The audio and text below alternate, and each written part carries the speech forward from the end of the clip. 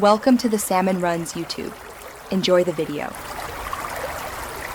You start by getting explicit permission and confirming the host phone has mobile data and hotspot capability. This matters for billing and legality.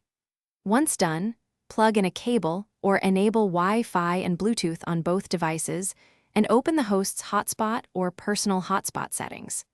Make sure the hotspot name is recognizable and temporarily set a simple password you can type quickly. This gets you immediately past the prerequisites and into the connection options you'll use next.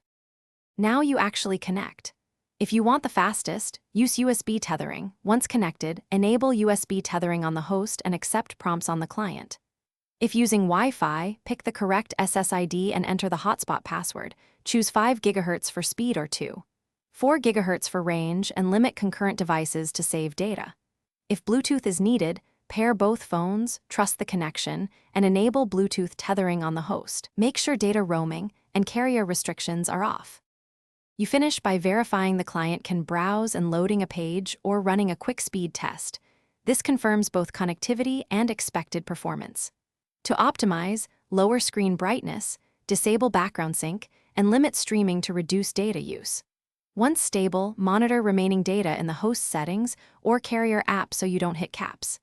If things go wrong, restart the hotspot, toggle airplane mode on the client, and re-enter the password. This simple reset fixes most common issues. Thanks for watching. Consider subscribing if we helped you.